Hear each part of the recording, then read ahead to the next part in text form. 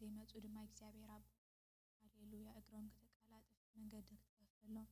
هاليلويا تأجها كتب زحلهم مش ميسوس تسأل الله هاليلويا إكسابير رب تأجها سلز بزحلنا حبيت كاكن ركب تأجها برغت كسلز بزحلنا نمسكنك علنا هاليلويا إكسابير رب كابا خمر لنا نمونا مسكنك هاليلويا مسكن نبلك علنا إكسابير رب هاليلويا كبر نبلك علنا هاليلويا لتزي ودع محرت كان مسكنك علنا هاليلويا إكسابير رب ومحرت كابزيحلنا عبيت كاس لترغبنا أنا مسكنك هاليلويا إكسابير رب بمحرت كمر بأنا سايكون كاب حيل ناس أيكونا إكسابير رب لتصبق قبر ناس أيكونا إكسابير رب محرت كأجها أبانا جنزي ودع unlimited سلازخون جنا مسكنك هاليلويا إكسابير رب لومي أبز دوق نبل أبك ميها إكسابير رب نعخا كنخبر هاليلويا نعخا إكسابير رب worship كنقبر بشي يسوس استخاص لزفتها نمسكنك هاليلويا إكسابير رب بأنا كتكبر سلزفتها نمسكنك هاليلويا نحنا زين ربح كل ناس نسخاقن بأنا كتكبر هاليلويا بأنا كتودس لزفتها نمسكنك هالنا هاليلويا إكسابير رب سلز كبر زنا مسكنك هالنا هاليلويا سلز تأجازنا مسكنك هالنا سلز زي ودع بمحرت كان مسكنك هالنا كابا خاز فلينا حدا كواس لزي لنا مسكنك زمات أنت مات إكسابير رب نسخاقن مسانا سلزلها نمسكنك هاليلويا إكسابير رب زمات أنت مات هاليلويا كابا خاك فلينا زدالين تجبر إكسابير رب نسخاقن سلز حزنا إكسابير رب نمسكنك هالنا هاليلويا إكسابير رب نسخاس لزيت فنونا هاليلويا نسخاكن كيد لديت حدقنا كنت أفس لديت حدقنا هاليلويا إكسابير رب تسعة شعتن قريب كإكسابير رب ونتحدد أفق كدلي تغيد إكسابير رب وسلزغنك أبونا مسكنك هالنا هاليلويا هاليلويا إكسابير رب بزغدنا يكنت أفس لديت حدقنا نمسكنك هاليلويا إكسابير رب كابخاك فلينا موت تخون هيوت تخون زخون تخون إكسابير رب نسخاقن هاليلويا أسلت حزنا هاليلويا كابخاك فلينا زبل نجر إكسابير رب هاليلويا نسخا لتحلونا بشم يسوع كريستوس سم إكسابير رب أبقى ترخاص لزتخانا نمسكنك هاليلويا هاليلويا إكسابير رب حلو أخا أبانا العرس لزخون نمسكنك هاليلويا إكسابير رب كبر تمسكن لك هالنا هاليلويا إكسابير رب كم تقال كادبلو كما خاد فلينا حدث لزين لو إكسابير رب ونحن سعرت مخنا نفلت علينا هاليلويا إكسابير رب تمسكن لك هالنا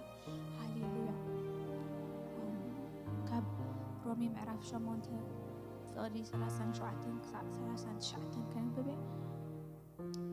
هاليلويا موت كونه وي هيوت ملأخت خونه وي جزاتي زلو خونه وي زمت وي حيلتات لعل زبالة خونه وي تحت زبالة كانت فترتون انت خونه كابتا أب كريستوس يسوس قويتانا زلا فقري عملا كتو كفالينا كم زي كونلو أرجيت الله أمه بزخول بتي زفكرنا أتبقنا نسبع إلى هاليلويا تمسكن إكسابير رب هاليلويا نمسكنك هاليلويا زمت أنت مت إكسابير رب هاليلويا نسخ حيل ناس لزخونك هاليلويا فترة تكون زنبرة تكون بحج زمت تكون هاليلويا زخون تكون إكسابير رب نسخ هاليلويا سعرت استزجبر كنا هاليلويا كباها زفلينا حدا نجرقا كم زي اللي أصله ترجع أنا نمسكنك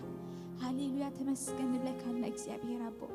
هاليلويا ولا أتنعنا كبيب زمسلنا ولا أتنعنا إكسابير رب تسأل ما تكون زرعينا هاليلويا إكسابير رب إذا كم يجرنا كنسجرنا نبلو إكسابير رب هاليلويا هاليلويا إكسابير رب كباها كفلينا زقيل ولا حاجة كم زي اللي إكسابير رب سلتفلت كنا نمسكنك هاليلويا هاليلويا أتنحنا زي ريو نسخة ريو إكسابير أملاخ لازم كان نسكنك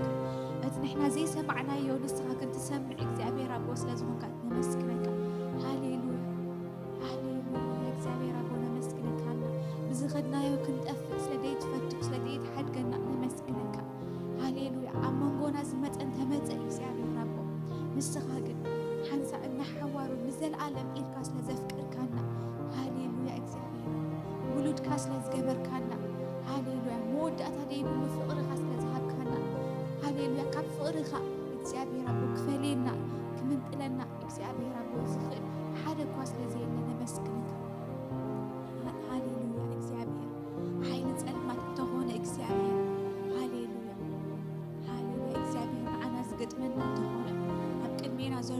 زرعنا يتخون بحجز مت تخون هاليلويا فطرة تخون زي فطرة تخون እግዚአብሔር አብ ካፈርኻ ግን ክፈለና ከምቲ ቃልካ ዝብሎ ካፈርኻ ክፈለና ዝከኣሎ ሓደ እኳ ስለዘየሉ እግዚአብሔር አብ ነመስግነካ ሃሌሉያ በሰዓት ስለዝገበርካና ነመስግነካ ሃሌሉያ እግዚአብሔር አብ ነመስግነካ ሃሌሉያ እግዚአብሔር አብ ፍቅርካ ከተብረና ሃሌሉያ ነብትኸሎ ደበለ መንገዲ እግዚአብሔር አብ ክንስዕብ እግዚአብሔር አብ ጸጋኻ ከተብስሐና ልምነካ ኣለና ሃሌሉያ እግዚአብሔር ሃሌሉያ ንሕናስ እንገብሮ ኣይንፈልጥና እግዚአብሔር አብ ንዛረቦ ይንፈልጥና እግዚአብሔር አብ ንስኻ ግን ኩሉ ትፈልጥ ኩሉ ትርኢ እግዚአብሔር አብ ስለዝኾንካ ሃሌሉያ ንገብሮ ዘበለ ኩሉ እግዚአብሔር አብ በረኸትካን ጸጋኻን ዘለዎ ክኸውን ብሽም ኢየሱስ ንጽልለና እግዚአብሔር አብ ናብ ትኸዶ ዘበለ ናብ ንኸዶ ደበለ እግዚአብሔር አብ ህላውነትካ ዘለዎ ክኸውን ብሽም ኢየሱስ ንጽልለና ሃሌሉያ እግዚአብሔር አብ መንፈስካ ዘለዎ ክኸውን ንጽልለና ሃሌሉያ ሃሌሉያ እግዚአብሔር አብ በኣኻ እግዚአብሔር አብ ሰዓርቲ ስለዝኾና ነመስግነካ በኣኻ ንጥሕስ ስለዝኾና ነመስግነካ በኣኻ ንሳገር ስለዝኾና ነመስግነካ ሃሌሉያ እግዚአብሔር አብ ተሳገር እግዚአብሔር አብ ተጥሕስ እግዚአብሔር አብ ሃሌሉያ ሃሌሉያ ፍቅሪ ዝኾንካ እግዚአብሔር አብ ስለዝኾንካ ነመስግነካ ተመስገን ንብለካ ኣለና ሃሌሉያ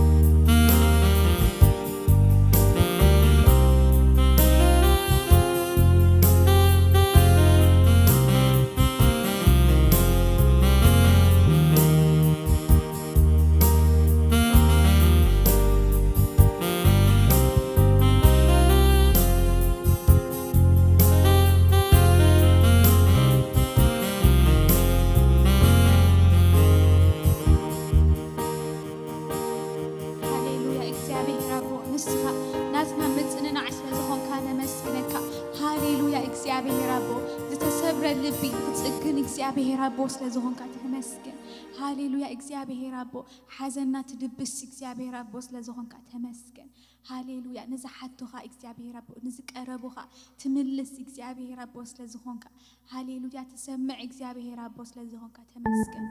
ሃሌሉያ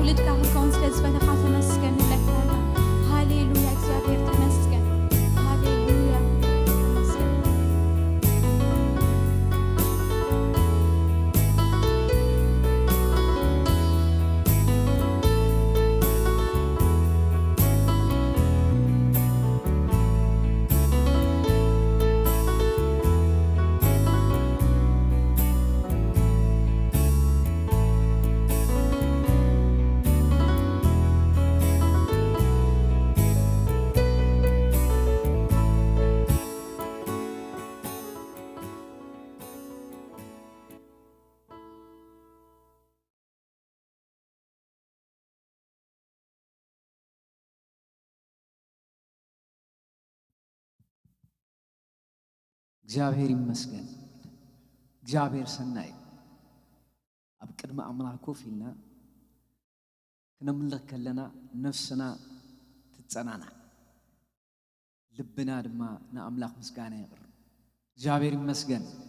እንደገና እግዚአብሔር ሎማ ዕድል ሂቡናሎ ቃሉ ንኽንሰምዕ ቃሉ ድማ ንኽዛረብ ዕድል ስለዝሃበኒ እግዚአብሔር ይመስገን ሎማ እንደገና ቃል አምላክ ካብ መጽሐፈ መሳፍንቲ ክርኢና ዘመነ መሳፍንቲ እንታ አይነት ኩነታት ነይሩ እቲ መጽሐፍ ሙሉ ተሪእኹሞ 300 ዓመታት ዝኣክል ከቢድ ዘበን እዩ ሓሊፉ ሕጂ 300 ዓመት ከም ሓደ መዓልቲ ድያ ሓሊፋ እንታ አይነት ዘበን እዮም ሓሊፎም ቶም ሰባት ወይ ቶም ህዝቢ ኢልካ ክትሓስብ የደንቐካ እዩ ኣብ ከምዚ ኩነታትም ለካ ይንበር እዩ ልዕሊ 300 ዓመታት ንላዕሊ ኣብ ዕግርግርን ኣብ ሸንኮለልን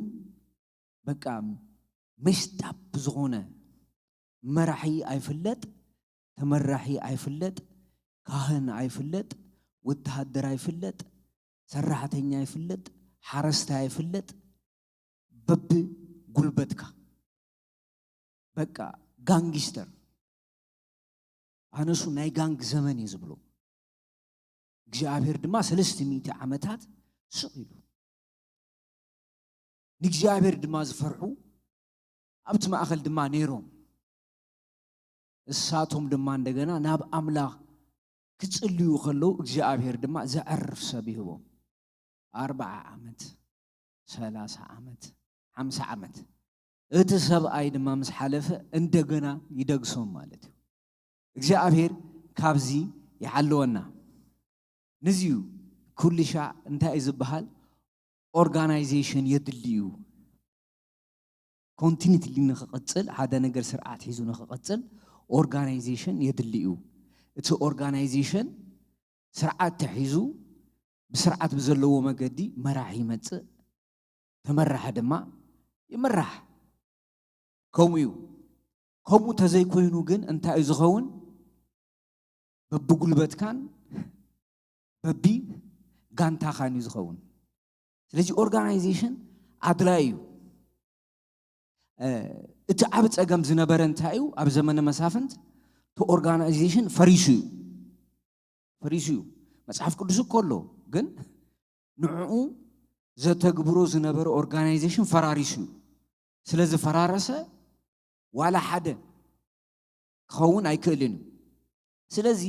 ካብ መጽሓፍ መሳፍንት ምዕራፍ 6 ሎሚ ምሸት ካብኡ ክንካፈል ኢና እንታይ ክብለኩም ኣገልጋሊ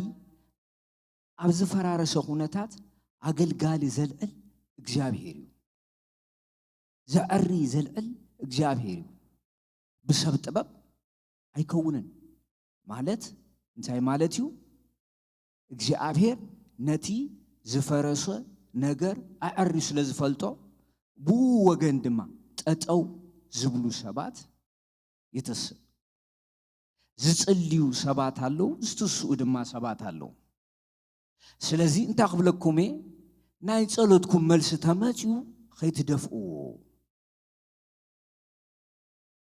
ማለት እግዚአብሔር ኣገልጋሊ ከልዕለልና ክንብል ከለና ክንሓስብ ክንክእል ኣለና ይጽለዩ ብዙሕ ግዜ ተራእዩ ዝተራእየም ኣብ ቀረባ ግዜ ምስ ተራእዩ ይጽለዩ ግን እግዚአብሔር ይህቦ ካብ ማእኸሎም የተስእ ግን እንታይ ገብሮ ኮላፕስ ይገብሮ ይቀትሎ ሓቀኛ ዛንታ ክነግረኩም ኣብ ማሕበርና ዝኾነ ኣገልጋሊ ክለዓል ጸሎት ነይሩ ሕጂ ካብቶም መናእሰይ ኣብ ቨርጂኒያ ኣሎ ተወዲ ካብቶም መናእሰይ ሓደ ወዲ ተስዩ መንሰይ ጀኒውን ዝኾነ ነገር እዩ እንዳጸልዩ ከለውስ ተኣኪቦም ሳንደይ ይጽልዩ ነይሮም እግዚአብሔር ግን ንዑ ተስዩ ሕጂ እንታይ እዩ ኣተስይዎ እዩ እግዚአብሔር ስሩሑ ገይሩ እዩ ስሩሑ ወዲዩ ተጸልዩ ነይሩ ስሩሑ ወዲዩ ግን እንታይ ኮይኑ ዳር እቲ ወዲ ኣብ ሰባት ክጽጋዕ ከሎ ካይሓሰቦ እኮ እዩ ሰባት ይፍወሱ መንፈስ ቅዱስ ሰባት ይምልኡ እዚ ነገር እዚ እንታይ እዩ ካበይ መጽኡ ኢኑ ጸሎትናን መልስናን ክነስተብህል ኣለና ማለት እዩ በሓጺሩ ዝጸለናዮ ጸሎት ስለዚ እግዚአብሔር ዝጸለናዮ ጸሎት ዝተጸለየ ጸሎት እግዚአብሔር ክምልስ እዩ እግዚአብሔር ክምልስ እዩ ካብዚ ይኹን ካብ ካልእ ይኹን እግዚአብሔር ክምልስ እዩ ንኤርትራ ቤተ ክርስቲያን ጸሎት ክምልስ እዩ ንወንጌላዊት ቤተ ክርስቲያን መልስ ኣለዎ ግን መርሚርካ ፈቲንካ መቕባል ሓላፍነት ናይ ኣገልግልቲ እዩ እግዚአብሔር ስሩዑ እንታይ ምግባር እዩ ምትሳ መርሚርካ ፈቲንካ መቕባል ናይ ኣገልግልቲ እዩ ስለዚ መጽሓፈ መሳፍንት እግዚአብሔር ነቶም ህዝቢ ከመይ ከም ዝመለሰሎም ክርኢና ደቂ እስራኤል ድማ ኣብ ቅድመ እግዚአብሔር ክፉእ ገበሩ እግዚአብሔር ከዓ 7 ዓመት ናብ ኢድ ምድያማውያን ኣሕሊፉ ሃቦም ደቂ እስራኤል መግዛእቲ ምድያማውያን ስለ ዝበርትዖም ኣብቲ ኣብ ኣኽራን ዘሎ ጎዳጉድን በዓትታትን ኣብ እምባታትን ምሕብኢ ገበሩ ደቂ እስራኤል ምስ ዘርኡ ምድያማውያን ምስ ኣማሌቃውያን ምስቶም ደቂ ምብራቕን ኮይኖም ይወርዎም ነበሩ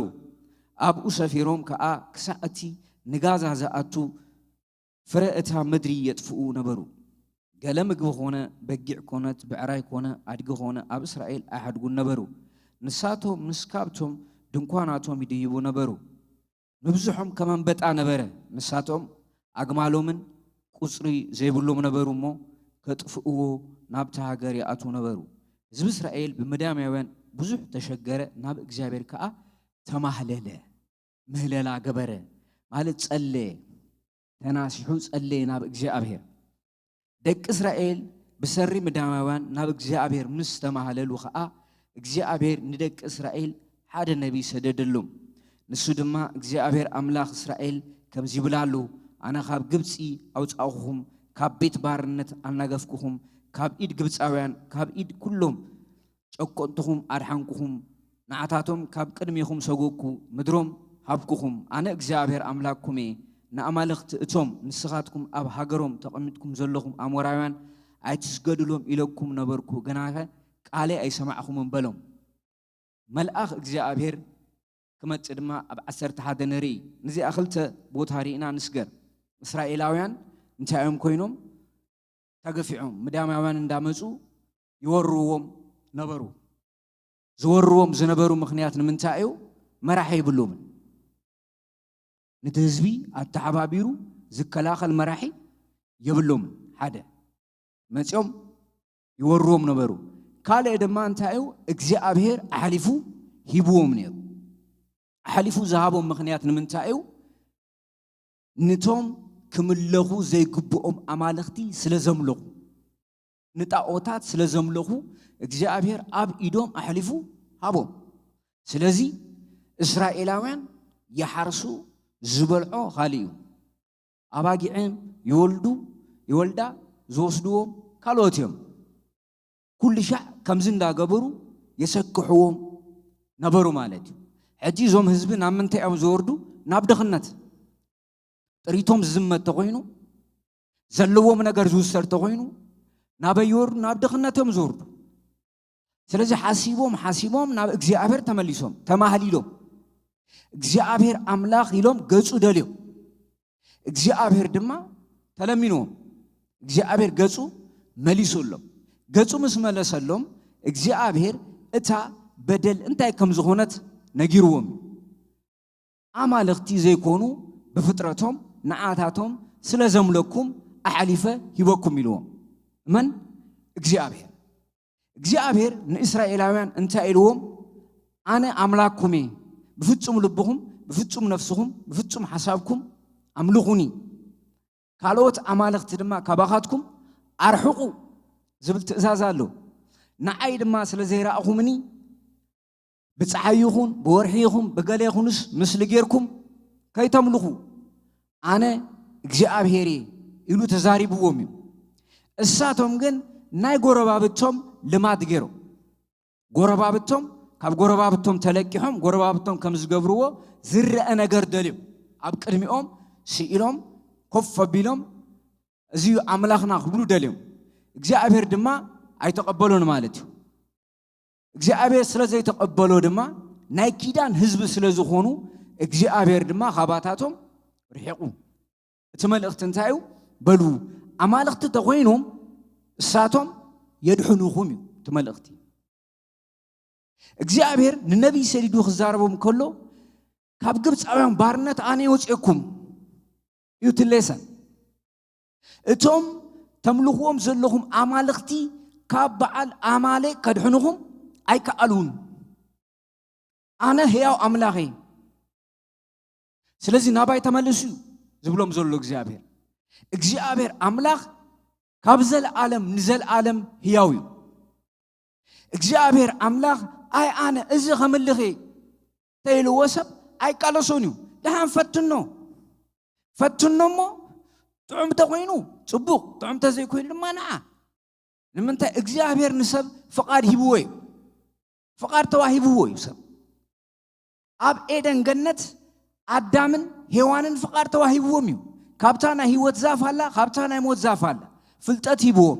إذا أنا هيوتيا إذا أنا يموتيا إذا أتبلعهما موت هلاتا زيادة خوينا دما هيوت هلاتا مرجع نعخاتكم يو እግዚአብሔር ናይሰብ فقاد دفيو أي كيد نزجر مكم نجر سلزي إسرائيلاويان كم يوم كينو رأيوه إلو مسكدة ما عطوا تخفيتو مالتو إتزاير رأي ما عطوا እግዚአብሔር ينيرو ستاتي لهم عاتهم ريتهم نبرتهم كله أحد يقومهم كيدو سلزي إسرائيلاويان مستجنقو يزبلنا مستجنقو ناب እግዚአብሔር تاما هللو مهللا زجيو مهرنا كريستوس مهللا غيرو بقى مهرنا إلهم ناب إجزي أبير تمليسو أبز خلنا إجزي أبير مستملسو إجزي أبير دما حدا نجريو كابتم أجنقتم زعرفهم سب ريو كمن كاب حزبو كاب سبريو نمريو جيديون حتى نيرو جيديون زعت تسبيو السون كم كالوت اتأخلو كيوسدو تحابي السر زفرحو نجار على أخلو كيوسدلو تريتو كيوسدلو ماتيوم يفرحيو كاب أسر تحدى ملأخ إجزاء دما ماتيو أب تحتي إتا أب أفرا زلا دواناي يؤس أب إسرائيلاوي تقمته ودي جيديون دما كاب ميديا مايوان يحبا سرناي أب مسمق ويني يزبط نبره نعو دما ملأخ إجزاء ترأيو التحية الجنة إجزابير مساخيو خابلو تحابيو ويني يصمو نيرو تحابيو دما سرنا يزبط نيرو تحابيهم يوم كل زغبرو اخلي تريهم كمان بتاهم ما تشم كوسدلوم يوم سلازي تحابيهم يوم زغبرو اتمل اخ اجزابير جن نابي ماتيو ناب جيديوم ماتيو نابتي زيت حابة ألو بوتا ماتيو نابتي تحابيو زبط ألو زنبرا بوتا ماتيو እግዚአብሔር كمو يزقبر أتان من تعدا فريحة تحابي أغاي بلو እግዚአብሔር ماتيو أنت حيال جغنا يلو أنت حيال جغنا እግዚአብሔር نجيديون كري أخلو حيال جغنا جيديون ما بزعبا نفسو حاسب كله خاليو እሺ ትፈልልይ እግዚአብሔር አንተ ኃያል ጅግና ይልዎ ጅግና ይሕባድ ጅግና ተሓቢኡ ወይኒ ይጾምቁ ተሓቢኡ ስርናይ ይዘብጥ ዲ ጅግና ፊት ንፊት ተገትሩ ይዝዋጋ አይኮን ከምኡ ኸውን ዝነበሩ እግዚአብሔር ግን ጅግና ይልዎ أنت جغنا حيال እግዚአብሔር جغنا خبلو خلو نجيديون أبو زرع أيو نجر علو بزعبا جيديون نرأي نعود ما ملأخ እግዚአብሔር ترأيو التحيال جغنا እግዚአብሔር مساخ أيو خابلو أنت جغنا حيال እግዚአብሔር مساخ أيو بلو اتملأخ نايجيديون حتى እግዚአብሔር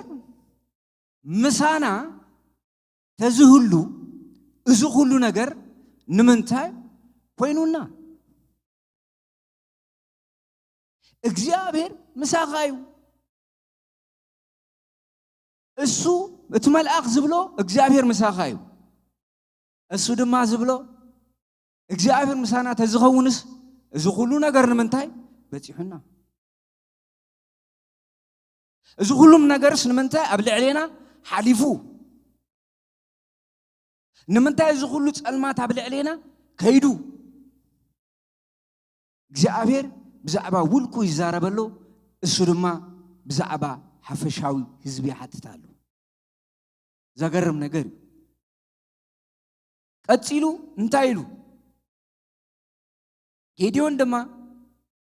إيو قويتا እግዚአብሔር مسانا أنت خلوس زخلوس لمن تيرخبنا إتي أبوتاتنا እግዚአብሔር كاب جبس يوتيونا نابلو زنقرونا كله تأمرات أبي هلو حتولو أبي هلو أبوتاتنا እግዚአብሔር كاب جبسي أوتينا إيو إلوم زنقرونا أبي هلو حتولو positively محتات هذا يكون بدل ما يكون مصحف ቅዱሳዊ ዝኾነ ቁኑዕ ዝኾነ ሕቶ እዩ ሓቲቱ እግዚአብሔር ደኣ እቲ ኣቦታትና ዝነገሩና ካብ ምድረ ግብፂ ንባሕሪ ኤርትራ መቂሉ ዝሕለፎም ዳርጋ 10 ተኣምራት ገይሩ ዘሳገሮም እግዚአብሔር ደኣ ኣበይ ኣሎ ኣበይ ዘሎ ዝኹሉ ተኣምራት ዝገበረ እግዚአብሔር ኣበይ ኣሎ እንዳበለ ብልቡ ምስ እግዚአብሔር ይዘራረብ ነይሩ ብዛዕባ ኣቦታቱ ዝነገርዎ ኣቦታትና ነጊሮምና እዮም እንታይ ታሪኽ ናይ እግዚአብሔር ሓያል ከም ዝኾነ እግዚአብሔር ሓራ ከም ዘውፅእ ነጊሮምና እዮም ኣበይ ኣሎ እግዚአብሔር قلت له حتو أنت تصنو حيال سب እግዚአብሔር مساخ عم زبلو هادي እግዚአብሔር مسانا تزهلو من تاي بصيحنا እንደገና አቦታትና ዝነገሩና አምድረ ግብጽ ተአምራት ዝገበር እግዚአብሔርስ አበይ አሉ ሕቱ እስራኤላውያን ታሪክ እግዚአብሔር ዝገበሮ ታሪክ ንደቆም የመሐላልፉሎም እግዚአብሔር ንህዝብ እስራኤል ዝገበሮ እግዚአብሔር ኣብ ህይወቶም ዝገበረሎም ነቦታቶም ካብ ግብጽ ባርነት ከመይ ከም ዘውጾም ካብ ምድረ ጸልማት ከመይ ከም ዘውጾም ጌዲዮን እዚ እንዳሰማዩ አብዩ እግዚአብሔር ሓያል ከም ዝኾነ እንዳሰማዩ አብዩ ስለዚህ ሕቶ ኣለዎ እቲ ሰማዕኽዎ ኣቦታተይ ዝነገሩኒ ኣበይ ኣሎ እግዚአብሔር መጽሐፍ ቅዱስ كنتصنع خلنا هياو تاريخ እግዚአብሔር ዝገበሮ هياو تاريخ ጌዲዮን هياو تاريخ ናይ እግዚአብሔር ኣብ ልቡ ይመላለስ ነይሩ እግዚአብሔር ድማ ናብኡ መጽኡ ዘገርም ነገር እግዚአብሔር ናበይ መጽኡ ናብኡ መጽኡ ኣብ ትሕቶ ዝነበሩ ብዛዕባ እግዚአብሔር ዝሓትት ዝነበረ ብዛዕባ ሓይሊ እግዚአብሔር መድሕን ከም ዝኾነ ከድሕን ከም ዝኽእል እንዳሓሰበ ስሩሑ ይገብር ነበረ ማለት እዩ እግዚአብሔር ዝነገሩና ብዛዕባ እግዚአብሔር ዳኣባ ያሎ እንዳበለ ስሩሑ ይገብር ነይሩ ግብሩ ይገብር ነይሩ ዕለታው መነባብሩ ይገብር ነይሩ ብዛዕባ ምን ብዛዕባ አምላኽ እንዳስተንተነ ዘስተንትን ሰብ ነይሩ መስተንተኒ ነይሩ ብዛዕባ እግዚአብሔር የስተንትን ነይሩ እንዳስተንተነ ከሎ መልአኽ እግዚአብሔር ናይቲ ህዝቢ ምህለላ ሰሚዑ ኦ ዘስተንትን ሰብ ኣሎሞ እስኪሉ ናብኡ ኸይዱ ናብ ካህን ኣይከደን ናብ ነብይም ኣይከደን ናብ መን መጽኡ ናብ ጌዲዮን መጽኡ ጌዲዮን ድማ እቲ ዝነበሩ ሕቶ بقنعنا حتيتو نملأ بقنعنا يو حتيتو أتاتا يكوابلن تغليصو متيو سازراري بونس إذا حتو زي آخ قد فايبلن أوتيو تزاريبو حتيتو نعود ما ملأخ እግዚአብሔር ተራአዩ አታሐያል ጅግና እግዚአብሔር ምሳኻዩ አበሎ ጌዲዮን ድማ አይ ጎይታይ እግዚአብሔር ምሳና አንተ ዝሁሉ ስለምንታይ ረኸበና እቲ አቦታትና እግዚአብሔር ካብ ግብጽ ወጽዩና እናበሉ ዝነግሩና ኩሉ ተአምራትከ አበያሎ እጅግና እግዚአብሔር ሓዲጉናስ ኣብ ኢድ ምዳማያን እኳ እነሆ አሕሊፉ ሂቡና አሎ በቃ ሓዲጉናስ እግዚአብሔር ኣብ ኢድ ሚዳማውያን አሕሊፉ ሂቡና አሎ በቃ ተዋሂብና አለና ስለዚህ እግዚአብሔር ምሳና ተዝህሉ እዝሁሉ ነገር አይበጻሐናን እታ ሓንቲ ያመወዳእታ ዝተዛረባ ነገር እንታይ አሕሊፉ ሂቡዎም ነበረ ብለና በተመጀመሪያ እወ እግዚአብሔር አሕሊፉ ከምዛሃቦም ፈሊጥዩ ዘገርም ነገር السيو እግዚአብሔር አሐሊፉ ንምዳማውያን ከም ዝሃቦም ፈሊጡ እዩ ሓዲጉና እዩ በቃ ገዲፉና እዩ እግዚአብሔር ይሉ ግን እግዚአብሔር ግን አይገደፎምን ንምንታይ እግዚአብሔር ናይ ቃል ኪዳን አምላኽ እዩ እግዚአብሔር በቃል ኪዳኑ ጽኑዕ እዩ እግዚአብሔር ቃል ኪዳኑ ዝሰብር አምላኽ አይኮነን እግዚአብሔር ቃል ኪዳን ይህብ ሰብ ኪዳን ይቅበል ሰብ ኪዳን ይሰብር እግዚአብሔር ድማ ኪዳን ይሕድስ እግዚአብሔር ዘለዓለማውን ጻድቅን ሓያልን አምላኽ እዩ እግዚአብሔር ይመስገን ንሕና ኪዳን ተቀበልቲና እምበር ኪዳን ወሃብቲ ኮናን እግዚአብሔር ኣብቲ ዓብ አምላኽ ኪዳን ተቀቢልና ኣብ ጽላሉ ንነብር ህዝቢና እግዚአብሔር ይመስገን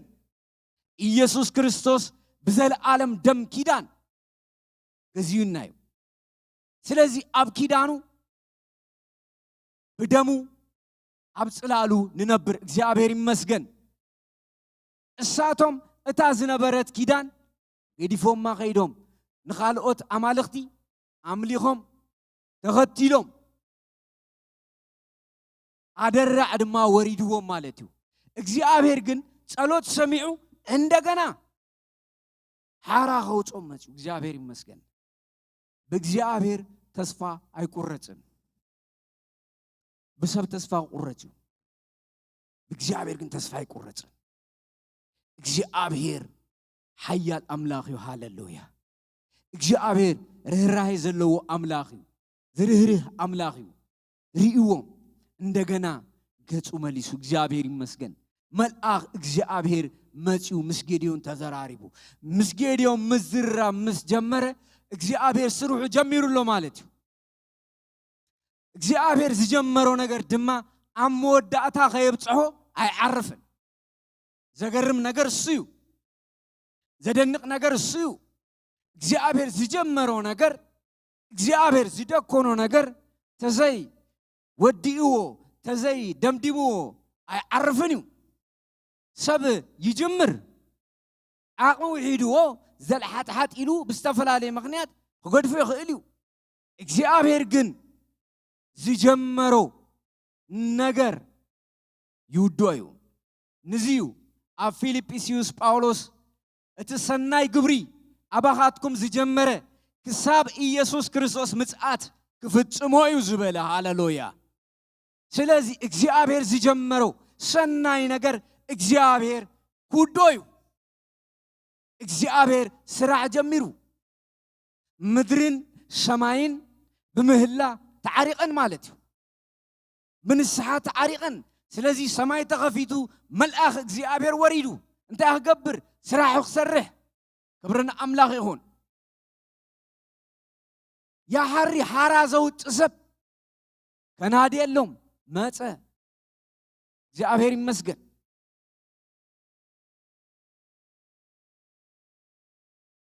ቁጽር 14 ሽዑ እግዚአብሔር ናብኡ ግልጽ ኢሉ እነሆ አነ እልእኸካ ኣለኹ እዚ ዘለካ ሓይሊ ድማ ኬድካ ንእስራኤል ካብ ኢድ ሚድያም ማያውያን አድሕኖም በሎ እነሆ አነ እልእኸካ ኣለኹ ኢሉ በዘለካ ሓይሊ ኬድካ ንእስራኤላውያን ካብ ሚድያማውያን ኢድ አድሕኖም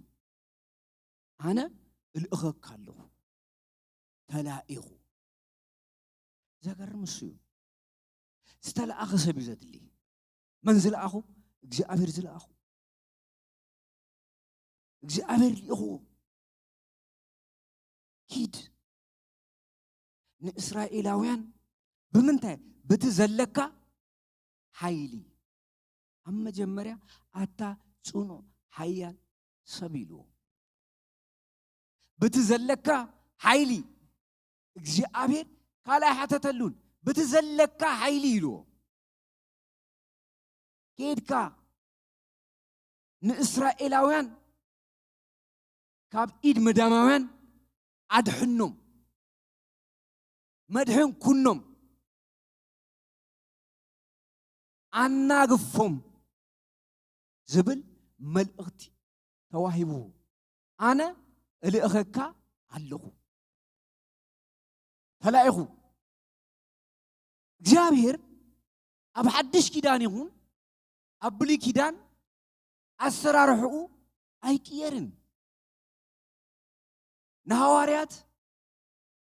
أماركوسون كي مراف أسر شدشته كساب عالم فتسامي مساحاتكم كهوني يروم أب إسران شمونتن أسر شمونت أسر تشاعت ماتيو سونجل كيدو نعذاب بأبول ننفس كدو سندات مكم دك مزامرتي قبروهم اندام هاركم እግዚአብሔር كيد يلوخ لأخو خلو مسؤول له اللي أخذ كاللخو قبل أخل እግዚአብሔር كيد اللي أخذ كاللخو يلو أب أوفيس كوفاي بلن وي أب كاللخو فاي بلن እግዚአብሔር አለው مساخ እሱ ታዓቢ ነገር እትናይ መንፈሳው ዓወት ሚስጥር እሱ اللي أخذ كاللخو كيد هراخ توصوميخا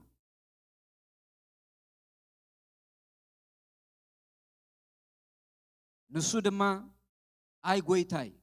يلو نو عليتي كاب نجد مناسي اتي حموقي انا خا ابيت ابوي اتزنا اسكي نسرائيل دا ممتاقد حنومي بلو جيديون أنا خبيت مناسي خابتهم حمق زبلوي عندنا خاب ندابوي جزا خابتهم زنا أسوي أنس بمنتهى زد حنوم زبل حتويو حتيتو نمان أزي حق إني سمعتو أوشتو زنبرة حق إني سمعتو እግዚአብሔርም ከመጽኸሎ ናብኡ አታጽኑ ሐያል ሰብ አይተፍራሂሎ ሐያል ሰብ አተባቢዑ ጌዲዮን ግን አውሽጡ ገና እሱ ነገር አለው ማን እንደተዛረቡ እግዚአብሔር እንዳተዛረቡ ምስ እግዚአብሔር እንዳተዘራረቡ ኸሉ እስራኤላውያን ከምዚ አይነት ልማድ አለዎም ንጉስ ሳኦል አነ ቢንያማዊ ካቤት አቦይ ድማት ዝና አስኩ ይሉ ተዛሪቦ እግዚአብሔር ግን ኩልሻ ንኑኡሳት ይዝደሊ በጣም ዝገርመኩም ነገር ንኑኡሳት ይዝደሊ እቶም ዝመሉ ኡዳ ከመይ ገይሩ ንኡሳት ናብቶም ንኡሳት መጽኡ نابتم نؤسات متيو أنا مساخي كيد إلو جابير مسجن نسود ما أي قويتاي إنه عليتي كابنا قد مناسي اتزحمقي أنا ها أبيت أبوي تزن أسكوي إسرائيل دا بمنطقة حنوم يبلو جابر كا أنا مساخا خونيمو مدام هوان كم نحادث سب أيجيركا تسعرهم إخا بلو أنا مساخي عليتكا بزي قدس من أسكا بزي قدس عقمها بزي قدس أنا مساخي جاء أبرز ملسلو ملسو أنا مساخي أزيو تزرع عدن زغبر النجر سب انتايو عليتو يكونن سب انت يزرو يكونن سب كابي ماتي يكونن ابيت املاك ام محبر املاك بحال زغبو እግዚአብሔር مسؤوديو እግዚአብሔር مسعاديو እግዚአብሔር مسعاديو እግዚአብሔር مسؤوديو ንምንታይ ኢና ከምኡ ክንብል ዝግባአና ኣብ ሓድሽ ኪዳን ኢየሱስ ክርስቶስ ኣብ ዮሐንስ ራእይ ካብ ነገድ ካብ ቋንቋ ካብ ዘርኢ ካብ ዓሌት እዩ ሓሪና ነብኡ ካህናት መንግስቲ ንኽንከውን ስለዚ መንግስቲ ኣምላኽ ዓሌት የብላን ዓሌታዊት ኣይኮነት መንግስቲ ኣምላኽ ንኹሉ ተሓቁፍ እያ ነቲ ንእሽተይ ተሓቁፍ ነቲ ንኡስ ነገር ዘለዎ ተሓቁፍ ነቲ ኣሜሪካዊ ተሓቁፍ ነቲ ጀርመናዊ ተሓቁፍ ነቲ ትግረ ተሓቁፍ ነቲ ሳሆ ተሓቁፍ ነቲ ብሌን ተሓቁፍ ነቲ ናራ ተሓቁፍ መንግስቲ ኣምላኽ ንኹሉ ሓቁፋ ነቲ ኩናማ ተሓቁፍ ነቲ ራሻዳ ተሓቁፍ من መንግስቲ ኣምላኽ ገፋዕ ንኹሉ ተኣክለ እግዚአብሔር ይመስገን መንግስቲ ኣምላኽ ንቶም ንኡሳት ድማ ትደልያ እግዚአብሔር ኣነ ምሳኻኤ ኢሉ ምሳኻኤ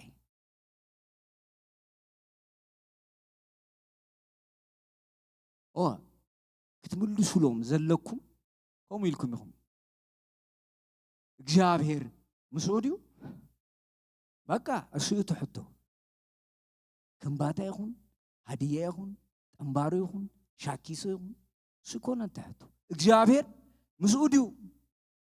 ጥራይ እግዚአብሔር ምስኡ ይኹን ኣነ ምሳኻኤ ኢሉ ኣነ ምሳኻኤ እግዚአብሔር ምስኡ ዝኾነ ሰብ መን ይቃወሞ እስኪ እግዚአብሔር ምስኡ ዝኾነ ሰብ መን እዩ ኣብ ቅድሚኡ ጠጠው ዝብል እግዚአብሔር ምስኡ ዝኾነ ሰብ ኣብ ውግእ ተዓዊቱ እዩ ዝወፅእ ኣብ ጸልማት ብርሃን እዩ ዝኸውን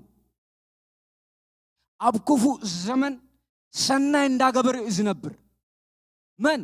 እግዚአብሔር ምስኡ ዝኾነ ሰብ ጥራይ እግዚአብሔር ምስኡ ዝኾነ ሰብ ዝልለየሉ መገዲ ኣብ ሰናይ ኩነታት ኣይኮነን ኣብ ጸልማት ኩነታት ኣብ ዘይምቹእ ኩነታት ኣብኡ ዝልለይ እቲ ጸልማት መርሲዲስ ጸልመት ወይስ ኣብቲ ጸልማት ምስ ኣምላኽ ኮይኑ የብርህ ኣብቲ ጸልማት የብርሁ ኣብቲ ጸልማት የብርሁ ጽልኢ ኣብ ዝፈሰሰሉ ፍቕሪ ቂም ኣብ ዝፈሰሰሉ ምሕረት ይእውጁ መን ኣምላኽ ምስኦም ዝኾኑ ሰባት ስለዚ እግዚአብሔር ኣነ ምሳኻኤ ኢልዎ ኣይትፍራሕ ኣነ ምሳኻኤ እግዚአብሔር ምሳኻ ተኾይኑ እግዚአብሔር ምሳኻ ተኾይኑ ዓወትናት ክዩ ዓወትናታት ክዩ እግዚአብሔር ይመስገን እቲ ናይ ዓወት ምስጢር እግዚአብሔር ምሳኻ ምህላው እዩ ከም ዘለናዮ ዘበን እቲ ናይ ዓወት ምስጢር ሰባት ኮኔክሽን ይመስሎም እቲ ናይ መንፈሳዊ ምስጢር ዓወት ኮኔክሽን ኣይኮነን እቲ ናይ መንፈሳዊ ምስጢር ዓወት እግዚአብሔር ባዕሉ እዩ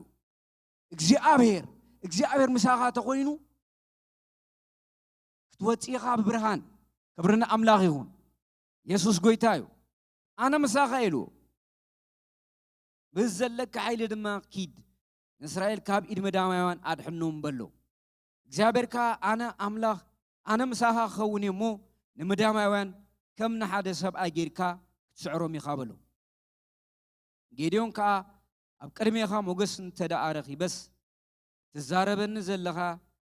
ንስኻ እግዚአብሔር ከም ዝኾንካ ምልክት ሃበኒ ናባኻ መጽኤ መስዋዕተይ ኣብ ቅድሜኻ ሰዓ ዝቕርበልካስ በጃኻ ካብዚ ኣይትኺድ በሎ ንሱ ድማ ክሳዕ እትምለስ ክጸንሐካ እየ በሎ ንእግዚአብሔር መስዋዕቲ ከቕርብ ከይዱ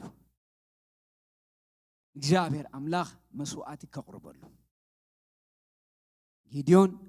ዝራሪብ ምስ ወደአ እግዚአብሔር ኣምላኽ ትዛረበኒ እስኻ ተኾይንካስ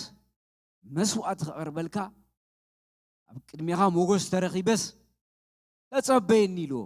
እግዚአብሔር ቁኑዕ ኣምላኽ እዩ ዝገርም እኮ እዩ እግዚአብሔር ዘገርም ክጽበየካ ኢሎ ኮፍ ኢለስ ክጽበየካ እግዚአብሔር ትሑት ኣምላኽ እዩ ንጌድዮን ክንደየናይ ወሪዱ እዩ ኣዘራሪቦ በቲ ዝርድኦ መገዲ በቲ ዝርድኦ ጎደናታት ከመይ ገይሩ ኣዘራሪቦ ወሪዱ ጌድዮን ኣብ ቅድሚኻ ሞገስ ተረኺበስ ትዛረበኒ ንስኻ ተኾይንካስ መስዋዕት ተቕርበልካ ኣብዚ ተጸበየኒ ኢሉ ተጸበየካ እግዚአብሔር ሰናይ ኣምላኽ ኢየሱስ ክርስቶስ ብስጋ ኣብ ዝተገለጸሉ ጊዜያት እዚ ኢና ርኢና ኣብ መጽሓፍ ቅዱስ ክነንብብ ከለና እሱና ርኢና ኢየሱስ ኣነ ብልበይ የዋህ ለዋህ ትሑት እየ ካባይ ተማሃሩ ኢየሱስ ክርስቶስ ትሑት እዩ ነይሩ ኣብ ወንጌላት ክርእ ከለና ሰብ ዝገፍዖም ሰብ ዝደርብዮም ምሳታቶም ከይዱ ኮፍ ኢሉ ናይ ልቦም ሰምዖም ነይሩ ናይ ውሽጦም የዳምጾም ነይሩ ናይ ልቦም ኢየሱስ ክርስቶስ ናብቶም ሰካራማት ዝተባሃሉ ናብቶም በላዕተኛታት ዝተባሃሉ ናብኦም ይኸይድ ነይሩ የዳምጾም ነይሩ ናይ ልቡ ይዛረቡ የዳምጾም እንታይ ኢሎሞ ፈሪሳውያን ዝኩ ናይቶም በላዕተኛታት ናይቶም ቀረጽቲ ፈታዊ እዩ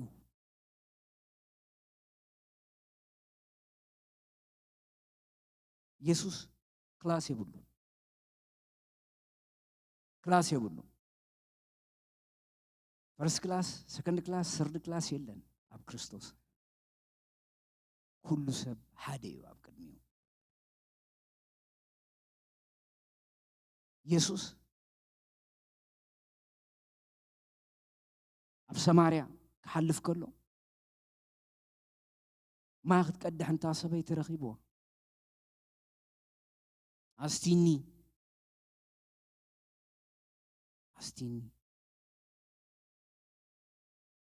ምሳይ ዘራረብ ነይሩ መን ኢየሱስ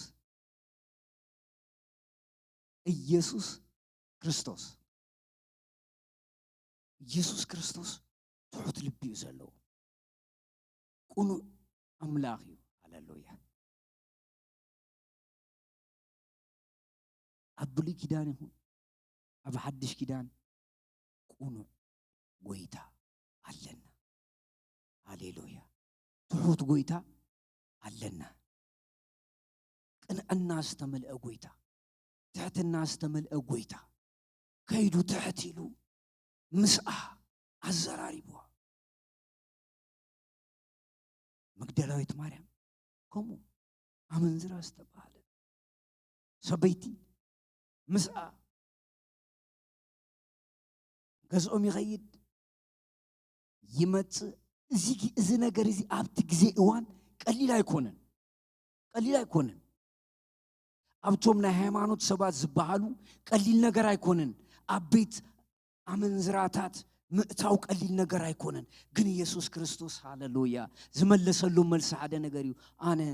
ንጥዑያት ኣይመጻኹን ኢሉ ንሕሙማት ውሽጦም ዝሓመመ ንዓታቶም ክፍወስ የመጽ ሃሌሉያ ክላስ ነይሩ ሽዑዋን ኢየሱስ ክርስቶስ ድራር ተዓዲሙ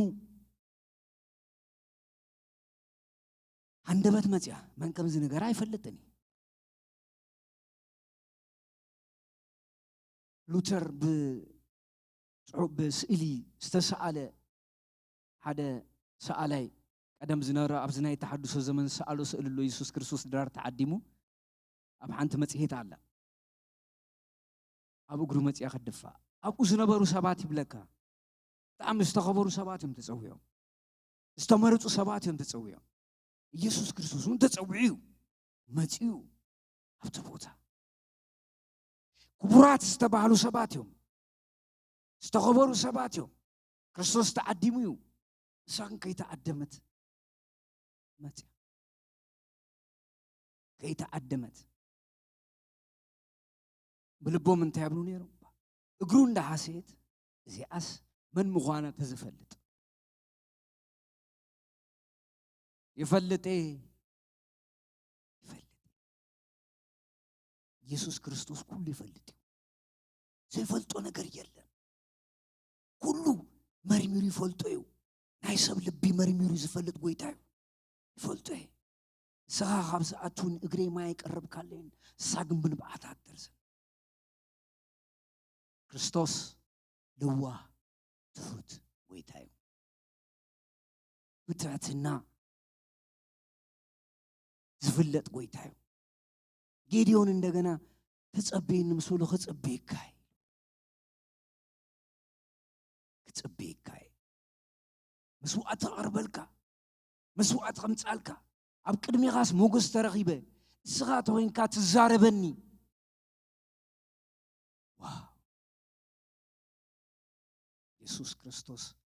ትማልን ሎምን ንዘለዓለም ሕያው እዩ ኢየሱስ ክርስቶስ ትማልን ሎምን ንዘለዓለም ሕያው እዩ ኢየሱስ ክርስቶስ ዘገርም ጎይታ እዩ ትዕትኑ የደንቀኒ እዩ ቅንዕኑ የደንቀኒ እዩ እቲ ዘለዎ ላይፍ ስታይል የደንቀኒ እዩ ይገርመኒ እዩ ኢየሱስ ክርስቶስ ናብቶም ትሑታት ይመጽእ ስለዚህ እግዚአብሔር አገልጋለ ኸልዕል ተደልዩ ናብቶም ትሑታት ይዝመጽእ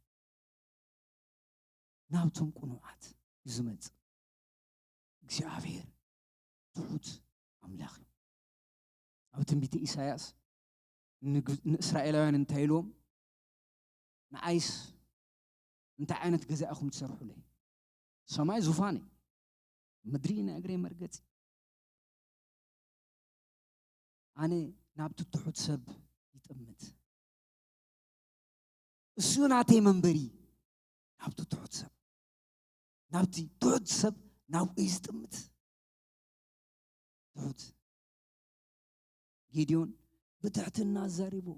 እግዚአብሔር አምላኽ ድማ ብትሕትና መሊሱሉ እግዚአብሔር ይመስገን ጎይታ ሕያው እዩ ጎይታ ቁኑዕ እዩ ብቕንዕና እዩ ዝርኢ ኩሉ ነገር ሰብ ከም ዝርኢ ኣይርዮን እዩ ኩሉ ነገር እሱ ናቱ ቪው ኣለዎ ንሰባት ዝርእሉ ንሰባት ዝምዝነሉ እስኪ ሕሰቦ ኢየሱስ ክርስቶስ አገልግሎቱ ክጅምር ከሎ ናበይ ይኸይዱ ናብ ገሊላውያን ዓሳ ዘጽመዱ ኣስገርተ ዓሳታት ናባታቶም ከይዱ ይሓሪቦም ሰርድ ክላስ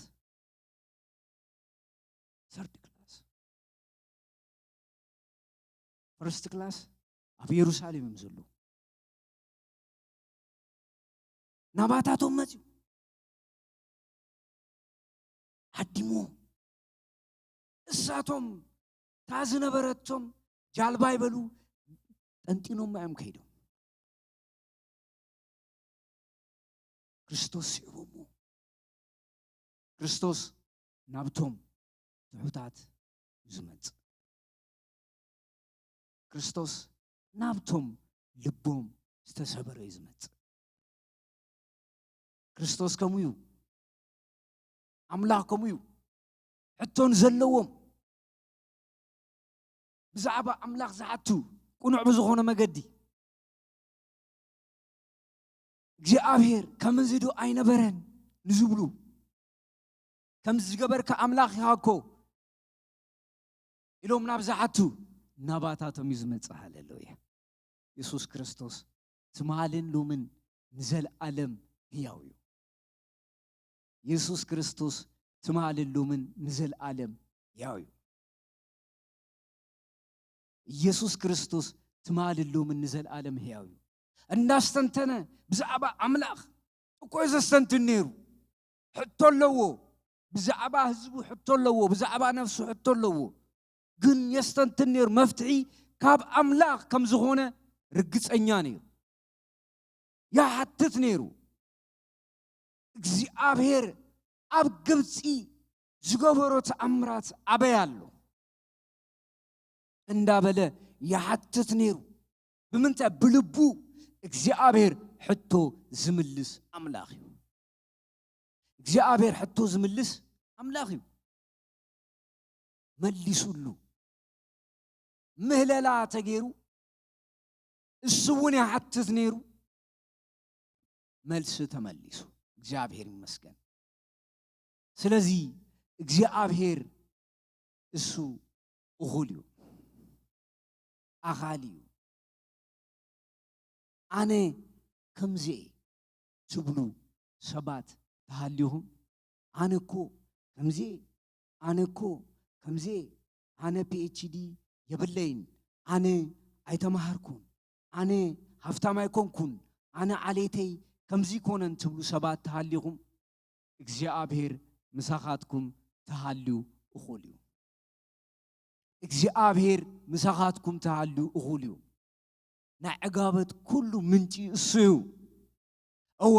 እሱ እግዚአብሔር ምሳኻትኩም ተኾይኑ ቅንዕ ኢልኩም ኢኹም ትኸዱ እግዚአብሔር ምስኡ ዝኾነ ሰብ ቅንዕ ኢሉ እዩ ዝኸይድ ክሳዱ ኣይድነን እግዚአብሔር ምስኡ ስለ ዘሎ ሃሌሉያ እግዚአብሔር ምስኡ ስለ ዘሎ እግዚአብሔር ምስኡ ስለ ዘሎ ቅንዕ ኢሉ ዝኸይድ እቲ ኩሉ ዝኽእል ኣምላኽ እቲ ኩሉ ዝኽእል ጎይታ ሃሌሉያ ኣነ በይነ ኣይትበሉ እግዚአብሔር ምሳኻትኩም እዩ እግዚአብሔር ምሳኻትኩም እዩ እቲ ሳልሳዋይ ኣካል ጳራቅሊጦስ ዝተባሃለ መንፈስ ቅዱስ ኣባኻትኩም ኣሎ ኣብ ውሽጥኹም ኣሎ ሃሌሉያ ምሳኻትኩም ኣሎ ክሳብ ዓለም ፍጻሜ ምሳኻትኩም እዩ ኣብ ውሽጥኹም ኣሎ መንፈስ ቅዱስ ሃሌሉያ ኢየሱስ ክርስቶስ ትማልን ሎምን ንዘለዓለም ሕያው እዩ ኢየሱስ ክርስቶስ ትማልን ሎምን ንዘለዓለም ሕያው እዩ መንፈስ ቅዱስ ምሳኻትኩም ኣሎ ጎይታ ምሳኻትኩም ኣሎ እወ ኣነ እዚ ኣይተስተማስሉ ጌዲዮን ኣስተማሲሉ እዩ በቲ ኩነታት ኣስተማሲሉ እዩ እቲ ምሳሉ ንእግዚአብሔር ምስ ነገሩ እግዚአብሔር ድማ ኣነ ምሳኻ ኢሉ ሃሌሉያ እግዚአብሔር ምስኡ ስለ ዝኾነ ድማ ሁሉ ነገር ክፉት እዩ ሃሌሉያ እግዚአብሔር ምስኡ ስለ ዝኾነ ኣነ ምሳኻ እግዚአብሔር ምሳኺ እዩ እግዚአብሔር ምሳኻ እዩ እግዚአብሔር ምሳና እዩ እግዚአብሔር መልሲ ኣለዎ ሃሌሉያ እግዚአብሔር መልሲ ኣለዎ እወ መልሲ ዘለዎ ኣምላኽ እዩ ሃሌሉያ ንሕቶኹም መልሲ ኣለዎ ካብ እግዚአብሔር ተኣምራት ትጽበዩ እግዚአብሔር መልሲ ኣለዎ እግዚአብሔር ከም ቃሉ እዩ እግዚአብሔር ከም ቃሉ እዩ ተኣምራት ዝገብር ኣምላኽ እዩ እግዚአብሔር ብተኣምራት ዝግለጽ ኣምላኽ እዩ ጎይታ ሰራዊት መልሲ ኣለዎ ሃሌሉያ ጎይታ ሰራዊት ዝምልስ ኣምላኽ እዩ ሃሌሉያ ዝተማህለልኩሞ ዝጸለኹሞ ኣብ ቅድሚኡ ዝነባዕኹሞ እግዚአብሔር መልሲ ኣለዎ ሃሌሉያ ዝጭበጥ መልሲ ኣለዎ ዝድህሰስ መልሲ ኣለዎ እግዚአብሔር መልሲ ኣለዎ ኢየሱስ ክርስቶስ ትማልሎምን ንዘለዓለም ሕያው እዩ ኢየሱስ ክርስቶስ ትማልሎምን ንዘለዓለም ሕያው እዩ ሃሌሉያ እሱ ንብዓት ዝደርዝ ኣምላኽ እዩ ንሱ እግዚአብሔር ኣምላኽ ምርኮ ዝምልስ ኣምላኽ እዩ እሱ ሕያው ኣምላኽ እዩ ሃሌሉያ ስለዚ እግዚአብሔር ሰናይ እዩ እግዚአብሔር ሓያል ኣምላኽ እዩ እግዚአብሔር ዘለዓለማዊ ንጉስ እዩ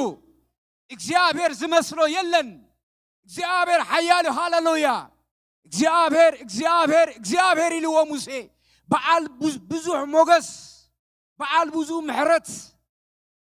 ትዕገስ ኣምላኽ ኢልዎ ሃሌሉያ እግዚአብሔር ሓያል ኣምላኽ እዩ ምሕረቱን ሳህሉን ንዘለዓለም ዘይሓድግ ጎይታ كابزل عالم نزل عالم يخبر هاللويا سمو يخبر يسوع كريستوس تمالن لو من نزل عالم هياويو بزل عالم دم كيدان زتصوعك بزل عالم دم كيدان زتصوعك غويتا مساغيو هاللويا ابزغونه كونتات ابزغونه كونتات ابزغونه كبابتات እግዚአብሔር አሎ ሃሌሉያ እግዚአብሔር አሎ ሃሌሉያ እግዚአብሔር አሎ ሃሌሉያ እግዚአብሔር አሎ አብ ኩሉ ቦታ እግዚአብሔር አሎ እግዚአብሔር ይርከቢው ተረኺቡ ድማ ግብሩ ይገብርዩ ሃሌሉያ ክብርን ጎይታ ይሁን ኢየሱስ ክርስቶስ ትማልን ሎምን ንዘልዓለም ሕያውዩ ንሱ አሎ አሎ አብዙፋኑ ሎ በመንፈሱ ምስሃን አሎ ሃሌሉያ ኢየሱስ ክርስቶስ ትማልን ሎምን ንዘልዓለም ሕያውዩ ቅንዕ ኢልና ንኸደሉ ጊዜ እምበር ክሳድና ደፊእና ንመላለሰሉ ጊዜ አይኮነን ሃሌሉያ ሚስጥሩ እግዚአብሔር ምሳናዩ እወ ቅንዕ ናይ ምባልና ሚስጥር እግዚአብሔር እዩ ጎይታዩ ሃሌሉያ ኢየሱስ ክርስቶስ ትማልን ሎምን ንዘልዓለም ሕያውዩ አሜን ጸሊና ክንውዲና እግዚአብሔር አምላክ ነመስግነካ ኣለና ከም ቃል ኪዳንካ ከም ተስፋኻ ከም ክብርኻ ስለ ዘለኻ ነኽብረካ ኣለና ክብርን ምስጋናን ንዓኻ ይኹን ብዘልዓለም ደም ኪዳን አብ ጓሳ ዝሆንካ ጎይታ እግዚአብሔር ትዘልዓለማዊ ጉስነትካ ስለ ዘሎ ነመስግነካ ኣለና ክብርን ምስጋናን ንዓኻ ይኹን ተሪፉ ዘሎ ጊዜ ኩሉ ድማ ሓሊፍና ንህበካ ኣለና ምሸትና ባረኸልና ክብርን ምስጋናን ንዓኻ ይኹን ብክቡር ወድኻ በኢየሱስ ክርስቶስ ስም አሜን